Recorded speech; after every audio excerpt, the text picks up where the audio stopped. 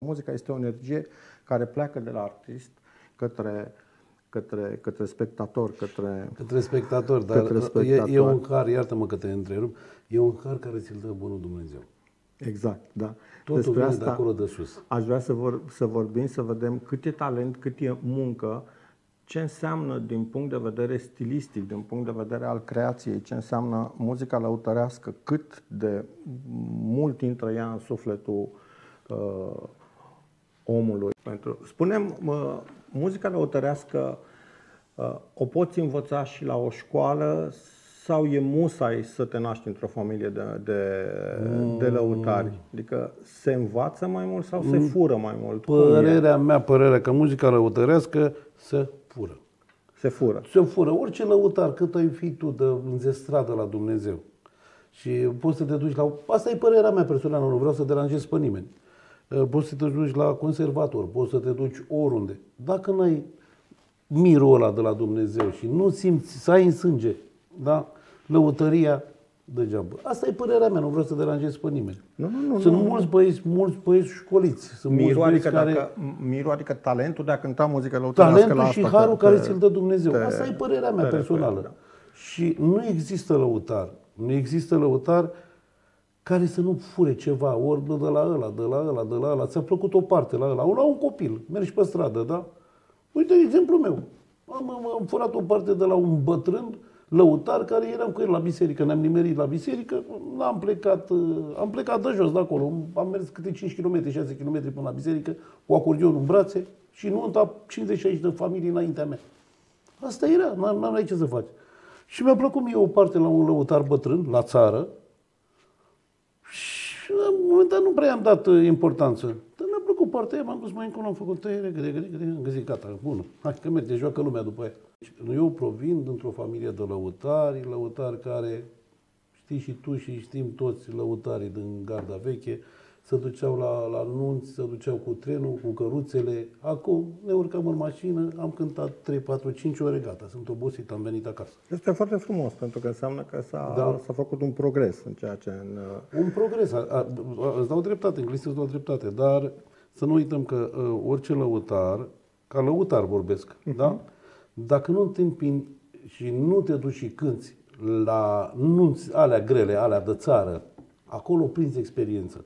Acolo se învață meserie. Acolo se învață meseria pe bătătură. Să te ia angajatorul, da? Să te duci la 10 dimineață, să ajungi la un pe bătătură, să te iei obosit de la altă nuntă, să te dai jos și să o iei așa, să zice, hai, lăutarii, gata, hai, treceți și cântați. Aia e experiența vieții. Și să ai ce să cânti de la ora 10 dimineață până la 6 dimineața a doua zi. Dar e greu să răzbați, să deschizi ușile în muzica asta a lăutarilor. De ce? Ca un no-name, da? Și nefiind în familie de lăutari, e greu să deschizi ușa. De ce? Ori ești prea bun și toată lumea spune de unde a venit ăsta, cine e ăsta? Hai să luăm cu noi. Să luăm cu noi, da. Să luăm cu noi. Sau e ușa deschisă de un părinte, de un unchi, de cineva din familie. Și băieții întreabă, cu e mă ăsta? Păi stai bă, că e nepotul ăla sau e băiatul ăla. Și atunci toată lumea te respectă. De ce? Tu având un caracter frumos și fiind tot timpul în branșă, da? Spune, stai mă că e băiatul... Uite, de când îți dau de exemplu pe Rareș. Când o fi mai mare, da?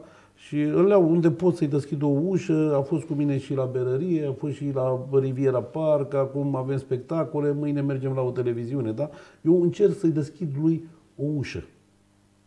Da? Și băieții, deja a început să-l cunoască băieții, părare, și spune, da, băiatul lui Fane, mă, lasă-l. Aici. Da? Și dacă vine unul care e necunoscut și nu e lui ăla, e greu, ce spunem, marginalizează lumea. Trecem la mine acum, gata. Rareș, ușor, că nu știi returnele. Una o știi, da?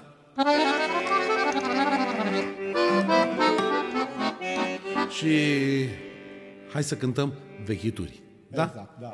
Lăutărie veche. Lăutărie veche, exact. Tanțocaii mei să moară, dar nu te-i fura diseară, în papuși în pielea goală, să bag mahala o amboală, tanțo. Tanțocaii mei să moară, dă nu tu-i fura diseară, în papuși-n pielea goală, să bag mahala o boală, tanțo. Of, of, tața mea, dă-te încolo, vino încoa, măi tanțo. Of, of, tața mea, sărutați-aș gurița.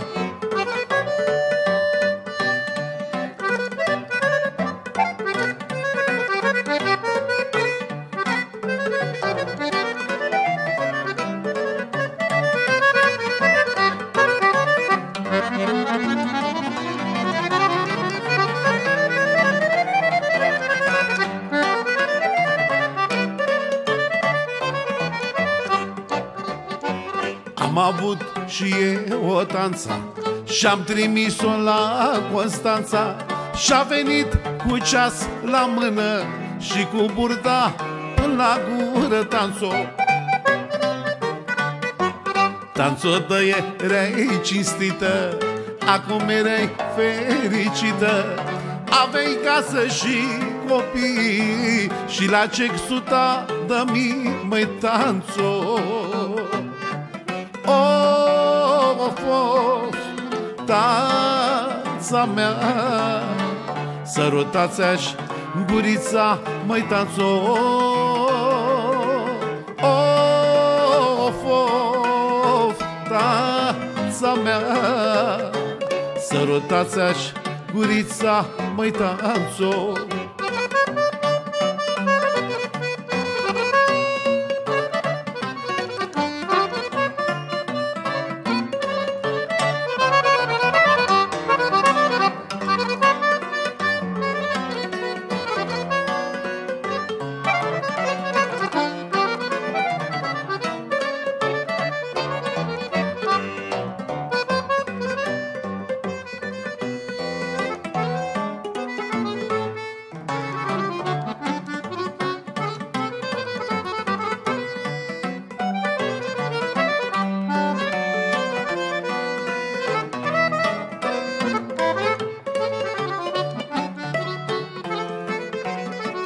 Ia-uzi și strofa preferata mea, care îmi place mie.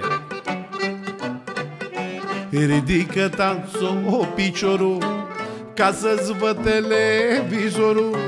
Ridică-le pe amândouă, ca să spun o lampă nouă, tanțo. Lasă-te ușor pe spate, să văd filme de ochiate și să-ți văd picioarele, cum mă uit la OTV, măi tanțo. Of, of, tața mea, dă-te încolo, vino încoa, măi tanțo. Of, of, tața mea, sărutați-aș gurița, măi tanțo. Marius, vreau să-ți mulțumesc că ai îmbrăcat-o pe tanța cu armonii de la tine, așa cum îți place. Numai tu puteai să o îmbraci în felul ăsta.